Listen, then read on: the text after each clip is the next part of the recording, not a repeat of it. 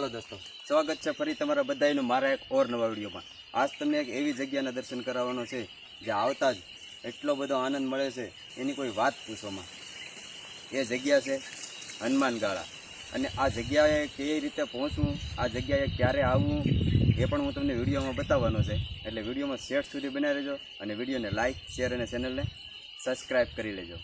આ રસ્તો જાય છે ને ધોકડવા, તુલસીશ્યામ અને ઉનાવાળો આવે છે। આ જાય છે ખાંભા તરફ અને ત્યાંથી જ જવું હનુમાનગાળા તરફ જાય છે।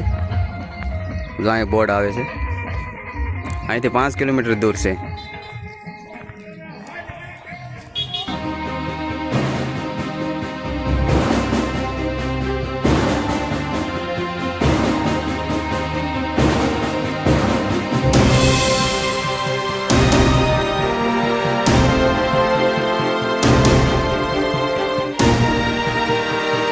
હવે આપણે આશ્રમે પહોંચી ગયા છે અને આ છે આશ્રમ।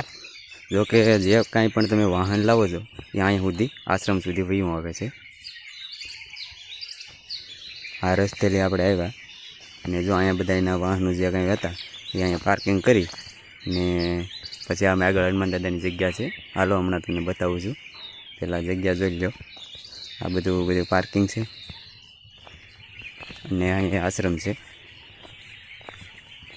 જો કે હમણાં હું અંદર ગયો હતો અને ફરીથી પાછું શૂટિંગ ઉતારું છું, પણ અંદર ચા પાણીની બધી વ્યવસ્થા છે। અને ખાસ કરીને છે ને તમે હનુમાન જયંતિને દિવસે અથવા શનિવારે આવો ને તો આ જગ્યાએ બહુ ભીડ મળે છે, જોવા બહુ ભક્તો હોય છે। જો આપણી ગાડી ત્યાં પડી છે। જો કે મંદિરમાં અંદર સુધી બહુ વિડીયો શૂટિંગ અલાઉડ નથી, એટલે આશ્રમ તો બહારથી જ બતાવી દઉં છું। જે હનુમાન દાદાની જગ્યા છે ત્યાં લઈ જાય, જેને ભેખવાળા હનુમાન દાદા પણ કહેવાય છે। એક બહુ સરસ વડલો છે અને આજુબાજુની ફરતી બાજુ બહુ એવી જગ્યા છે અને શાંત જગ્યા છે। જો એકવાર આવો દર્શન કરવા તો બહુ એટલે બહુ સરસ અનુભવ થશે।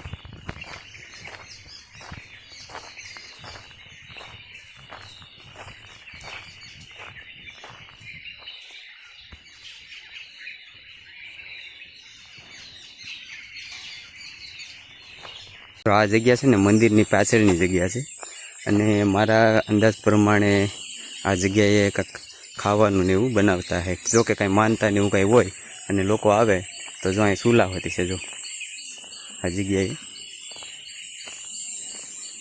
આ સોરી મંદિરની પાછળની આ આશ્રમની પાછળ છે, જે આપણે ગાડીઓ આશ્રમ સુધી વહી આવે છે ને એ જગ્યાની પાછળ છે આવી જગ્યા। કેટલી સરસ જગ્યા છે, અહીંયા ગોળિયું પણ છે અને મોરલા કેટલા છે, જો મોરલા પણ બહુ છે। જો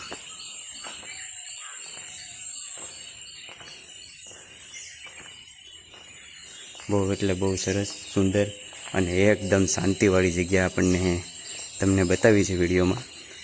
એટલે જો આવા જ વિડીયો જોવા પસંદ હોય ને તો લાઇક, શેર અને સબસ્ક્રાઈબ પણ કરી લેજો। એટલે આવા જ વિડીયો તમને મળતા રહે। અને આશ્રમની પાછળથી જો આ રસ્તો છે એ હનુમાનગાળા દાદાની જગ્યા છે, ત્યાં જવાય છે। તો આપણે એ તરફ જઈએ, એ તરફ તમને લઈ જાઉં।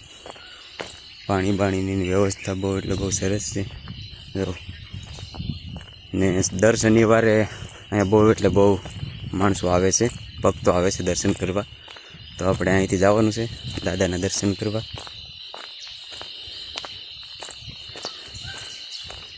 હવે હાલીને તો કેટલું જવું પડે એ તો બહુ ખબર નથી, પણ આપણે જઈએ છીએ। આવી જશું 1-2 વખત, પણ ઘણો સમય પહેલાં, એટલે બહુ અંદાજ નથી કેટલુંક દૂર જવું પડે। એટલે મતલબમાં બહુ આઘું નથી, થોડું ઘણું છે। હથવારો ને એવું બધું હોય તો મજા આવે।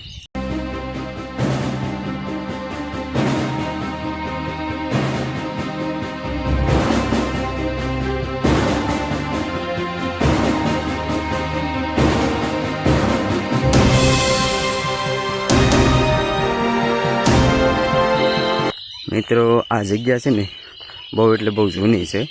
એમ કહેવાય કે પાંડવો વખતથી ને આ જગ્યા છે। જ્યારે તમે મહાભારત જોયું હોય તો મહાભારતમાં એક સીન તો જોયો જ હશે। હનુમાન દાદા છે એ જ્યારે રસ્તામાં બેઠા હોય અને એનું પૂછડું રસ્તામાં હોય અને એનાથી ભીમ નીકળે છે, કુંતી પુત્ર ભીમ ત્યાંથી નીકળે છે। તો ભીમ ખીજમાં હોય તો ભીમ એમ કહે છે હનુમાન દાદાને કે હે વાનર, તમારું પૂછડું હટાવો, મારે નીકળવું છે. તો હનુમાન દાદા એમ કહે છે કે પૂછડું હટાવી કોઈ એટલે તો મારામાં તાકાત નથી. જો તારામાં તાકાત હોય તો હટાવીને વયો જા. ત્યારે ભીમ બહુ મહેનત કરે છે પણ એ પૂછડું એનાથી ખહતું નથી. ત્યારે કુંતી પુત્ર ભીમ વર્તી જાય છે કે તમે કોઈ મહાપુરુષ છે. ત્યારે હનુમાન દાદા દર્શન આપે છે. આ એ જ જગ્યા છે અને બળવાન કુંતી પુત્રનું અભિમાન ભાંગ્યું હતું હનુમાન દાદાએ, એ આ જ જગ્યા છે. એ જગ્યાના દર્શન કરવા તમને લઈ જાઉં છું. અને અહીંયા એક બીજો પણ ઇતિહાસ છે. જેમ કે એક માલધારીની આ ભેખડ ઉપરથી પડી હતી. બહુ ઊંચી ભેખડ છે. એ ભેખડ હોતી હું તમને હમણાં બતાવીશ.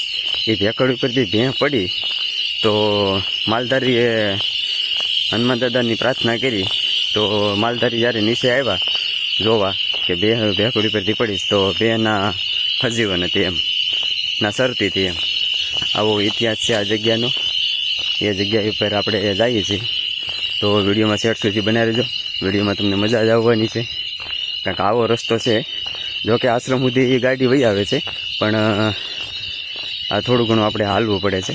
બહુ જાજુ નથી, થોડું ઘણું આપણે અહીંથી હાલીને જવું પડે છે. જો અહીંયા કોઈ યાત્રાળુઓ આવતા હોય, ભક્તો આવતા હોય, એ બધાએ ટેગલ્યું કર્યું છે જો પાણીની. અને ખાસ કરીને કચરો તો નાખવો જ નહીં. કચરા પેટી હોય એમાં જ નાખવો, અને ખાસ કરીને લાવવો જ નહીં કચરો.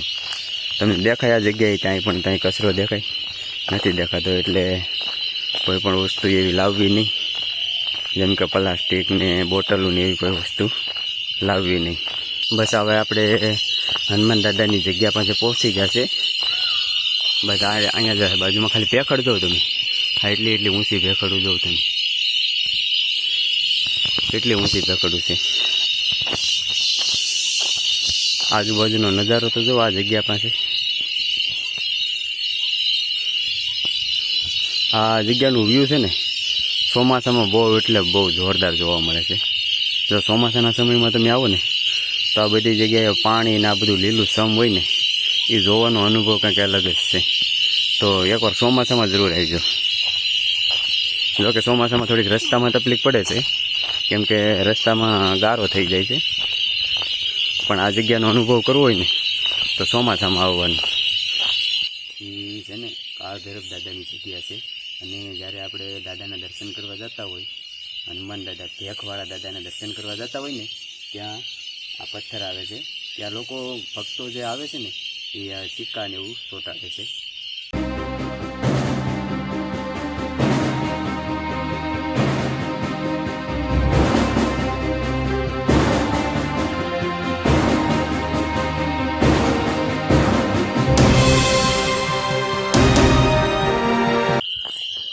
હવે એ જગ્યાએ આપણે પહોંચી ગયા છીએ, જે જગ્યાની તમે વાટ જોઈને બેઠા છે. દાદાના દર્શન તમને કરાવું.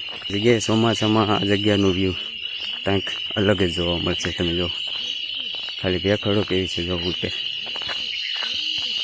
ભેખડો જો કેટલી ઊંચી ભેખડો છે. એમ કહેવાય છે કે આ જગ્યાએથી જે માલધારીની ભેં હતી ને એ નીચે પડી હતી ને અહીંયા આવીને જોયું ને તો એ ભેં સરતી હતી.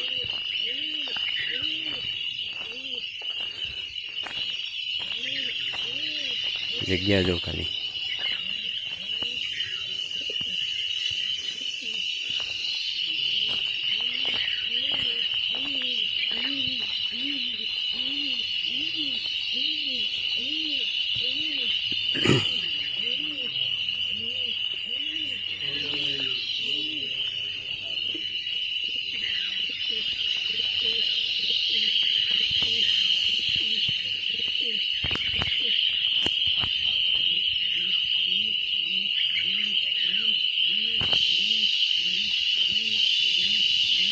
તો આ જગ્યાનું નામ તમને કહું ને, ભેખવાળા દાદા એવું નામ છે આ જગ્યાનું.